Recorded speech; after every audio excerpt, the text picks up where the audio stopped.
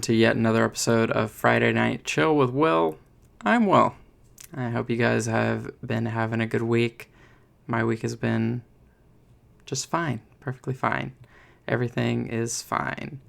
It's kind of a fucked up day, but we're fine overall. So, yeah. So tonight, we're just jumping straight into tonight's topic because let's just talk about it. We're talking about X-Men tonight. If you can't read the title, I did the first 5 episodes, so I figured might as well do the last half of the show since it ended this past Wednesday. So I'm going to talk about that a little bit and just talk about the finale and just kind of my overall thoughts on this first season of the show. And I would say I liked it overall. I think it was super fun. It's definitely gotten me in an X-Men mood that I haven't really been in before. I binged the original series before the show started. Well, actually, it carried over until a few weeks into the show airing, because I don't think I started the show until 3 episodes were already out, but I watched it live every week after that. But that was fun. Just kind of like seeing the full spectrum of that show, like just seeing it in full force, and then just kind of see it become more refined is, I think, the best way to describe the show. It's just a more refined version of the 90s show, because the 90s show is very much a product of its time. It still had a lot of rules it had to play by in order to be on children's television. So, that kind of like handicapped it a little bit at times. But this show doesn't really have those restrictions, and that was, I think, to its benefit narratively and all that. And it was a fun time. I had a really fun time with the show. The finale was fine. Now, I will say, I am not a fan of cliffhanger season finales. I'm not.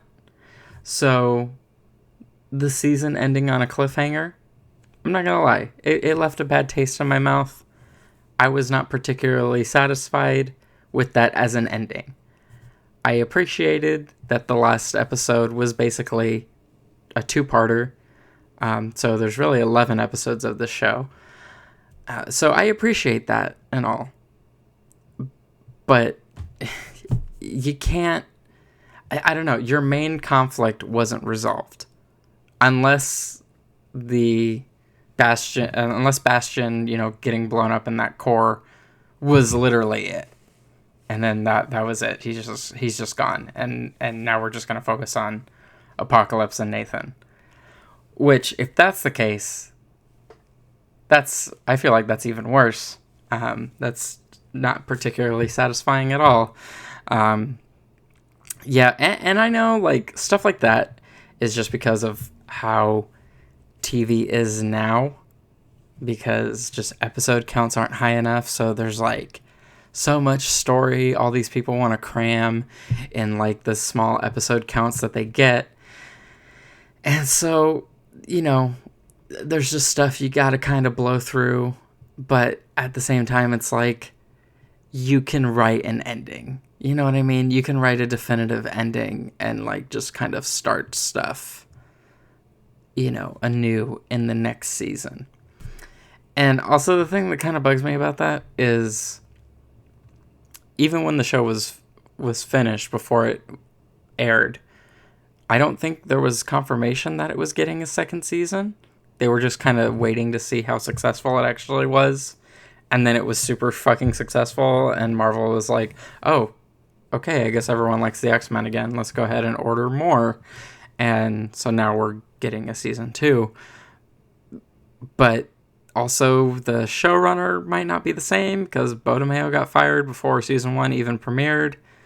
So, will they rehire him for season 2? A lot of stuff up in the air that can have a drastic effect on the second season. And it's just, I don't know. It's just unfortunate. Like, TV as it is now just kind of sucks, and it makes it hard for me to get into new shows, like newer shows that have been coming out, because it's just like a lot of them try doing this where it's just like a season ends, they put a cliffhanger at the end, you know. A lot of them do it as kind of like a last ditch effort, just in case the show wasn't enticing enough. They're hoping that like maybe their test audience or whoever gets to that point and they see it and it's like interesting enough to like have people demand more of it. Maybe, I don't know, I'm assuming it's some kind of like tactic like that, and I don't know, it just seems corny and tasteless, and I don't know, I would just rather have a completely self-contained story. You can set up elements and story beats for the next season in the first season. I'm not saying you can't set up future events. I'm not saying you can't do that. But when you just go into a show, you're kind of ready for a fresh new experience. You're kind of excited to be, you know, just to kind of have the story experience, you know, spread over a few weeks. And then you get to the end of that journey, and then it's just like, it's actually not over yet. So you've been doing this for the past few weeks, but it's not actually over yet. So have fun waiting. And it's just like, and it's not so much the waiting. It's just like, TV never used to be like that, I don't feel. And if they did cliffhanger stuff like that, it's because they already knew that they got renewed for a new season. So when you do it before you know you are confirmed to have another season, it just seems kind of egotistical on your end. And at least, you know, when I'm thinking like the showrunner and all that stuff and the story, the writers putting all that stuff together, it just sounds kind of egotistical. And it's just like, okay, dial it back. Okay. Like just make, I don't know, like cliffhanger endings are not my favorite. So yeah, needless to say, I didn't really care for that, but you know, it was fine overall. Even though it technically doesn't have an ending. I will say though, the journey was fun. There were a lot of cool stuff, a lot of cool stuff going on in the comics that got brought over into the show. You know, the Goblin Queen stuff. You know, a lot of it was like, it was in the same spirit as the original show, in the sense that they took a thing from the comics and was like, okay, we have 30 minutes to do a super condensed version of this arc from the comics. And then they just did it. And, you know, it worked most of the time, I think, because, like, I don't think every comic arc deserves, like, a multi-layer, multi-part, you know, story. And so I think in that aspect, they did a very good job with this show in terms of just which comic elements they wanted to introduce. And like I mentioned earlier, the tone was nice, you know, just kind of a more competent version of the show, really. Like, everyone just felt less wooden and they had more dynamics to them because, you know, there weren't a bunch of standards and practices stuff in place. They could just kind of tell the story they wanted to tell. And that was really cool. In terms of, you know, characters I liked pretty much every character in here. I can't really think of a character I really ultimately disliked. There were, like, things that the characters did that I didn't like, but I can't really think of any character I actively wasn't looking forward to seeing or hearing from, which I think is very impressive when you consider the amount of characters in this show. You would think at least one of them would be some type of insufferable or annoying, but that never really came up for any of them. So that was nice. That was a nice change of pace. I feel like that hardly ever happens in TV shows, especially nowadays, especially in a Marvel thing. There's usually one thing in there that, like, not me, but, like, someone else will, like, latch onto and find like super annoying or something. I feel like there's always like one thing, especially in like the MCU stuff. But yeah, this was devoid of all of that, and that was very nice. It was a nice change of pace. There were elements I didn't really like. Um, I think I mentioned it in the last time I talked about the show, but Magneto and Rogue, gross. Okay, it's gross. I don't need it. I thought about the ages more, and it wasn't as drastic as I thought, because I think after I did the math, because when you have to take into account this is in the late 90s, I think Magneto and Professor X would have been in like their 50s. So I ended up doing the math. They would be in like their 50s, and then I'm thinking about Rogue being probably very early 30s. It's less weird, but there's still an age gap, and it's still weird. I don't like it. I don't like it. It just, it just feels weird. Another element I wasn't particularly fond of, it was mostly like the relationships that outside of Jean and Scott, really. Because Storm and Forge was like, I get that whole arc between the two of them is a lot longer, and it got very condensed. So there could be a large gap in time that we just didn't see conveyed very well on screen. But it just seems like Storm shows up at Forge's house, and then like a day later, they want to bang each other. And it's just like, okay, you guys are like weirdly close. You guys have only known each other like a day or two. Like, this is the most you guys have ever talked to each other ever. And so it was just kind of weird.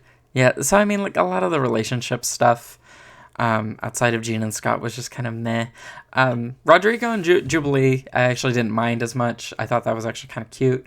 I kind of wish Jubilee unleashed a little bit more anger out on Rodrigo in the penultimate episode, especially for him, like, just kind of turning his back on her, like, kind of a dick move. So again, it was just a thing that couldn't be as fulfilling just because of time. But yeah, I mean, it was just like little elements like that I didn't really enjoy, but everything else was just so good. It kind of, I wasn't really, I couldn't really get too hung up on stuff that I didn't really care for, because I feel like the show was strong in so many other aspects that even if stuff was happening that I didn't like, I was, I wouldn't get hung up on it, which I think is cool. That just is, I think, is a testament to how much thought was actually put into the show. So, yeah, I mean, this whole analysis, if you want to call it that, is just going to be me gushing about the show, telling you that I liked it, because I did. I thought it was a fun time, and a lot of. It's eerie how topical. Like the time, because I think this show was planned out. I think Bo DeMeo said he had this show planned out in 2020, and that's when he pitched it to Disney. And then in that time, up until now, is what they spent working on it. And it's just, I guess it's just a testament to like our nature to just kind of repeat the same mistakes, because everything happening in this show was just such a reflection of just kind of the current state of affairs of the world, and it's just very eerie, just kind of how topical the show ended up being. And I think that was also an element that definitely drew a lot of people to the show, just because of how topical it was. And I think it's just because those topics have been important for a very long time. It's just we haven't been talking about them as much as we should be. So now a lot of those topics are more at the forefront of media and stuff, and there's an actual concentrated effort to not ignore those things. And so that just kind of, I mean, it was to the show's benefit. And hopefully, comic books just kind of serve as like a medium to kind of tell the stories of the world in a more fantastical way. And sometimes that's a good way of getting people who choose to be ignorant about, actual things involved in the world, actually involved, because they'll see, the material that, is getting referenced and stuff. And hopefully, all you can really do is hope that they just kind of like look into it and just kind of realize that, oh, okay, wow, this is based on an actual thing that's happening. Damn, how can I, help, or how can I get involved, or how can I not be like the bad people in this comic book, which was pretty wild how this show captured some of it, especially with like kind of incel culture.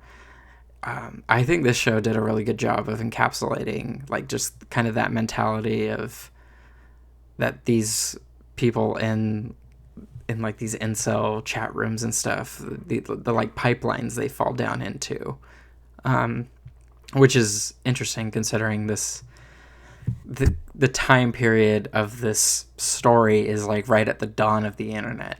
So you figure like, wow, like stuff like that has been around since the beginning of the internet. And it's interesting to see that represented in such a way. But yeah, man, the show was fun. It was a fun time. I had fun.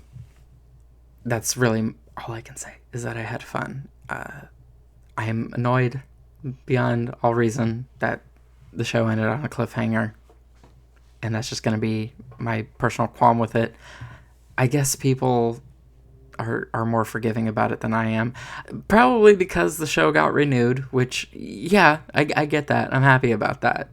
I'm excited for the second season in 2026 or 2027 or 2028. Who even knows? Because animation takes a while, and the animation industry is getting ready to strike probably later this year. I'm pretty sure that's still happening, so I wouldn't get your hopes too high about this second season anytime soon. But alas, that was weird. Yeah, I had a fun time with X-Men. Let me know if the cliffhanger bothered you as much as it did me. I'm just genuinely curious. I think it just might be a May thing, but this has happened with multiple shows where they end on a cliffhanger, and I just feel annoyed for like a week. I get over it eventually, when the next season comes out, because ultimately it leads to the end of a story. I'm just annoyed for that period of time. But anyway, yeah, we're gonna end it here tonight, you guys. Sorry if I'm a little scattered brain today. The day has been weird, and it's just one of those days, Everybody has those days. Everybody makes mistakes. Everybody knows what I'm talking about. Everybody gets that way. Yeah, okay. I don't know what that was. I'm leaving now. Thank you so much for watching tonight, you guys. If you liked the episode, go ahead and give it a thumbs up on YouTube. And if you're new to the channel, make sure you hit subscribe and even ring the bell so you can get notified on Fridays when I post the episode on YouTube. If you're listening to this on Spotify, Apple Podcasts, or any of the other podcast hosts, if you could rate or leave a review on any of those platforms, it would be appreciated as well. If you would like to follow me anywhere on the internet, I am at Willie Jaco and all those places, so feel free to follow me. And I think that'll be it. So thank you so much for watching tonight, you guys, and I'll see you next week for another Friday Night Chill.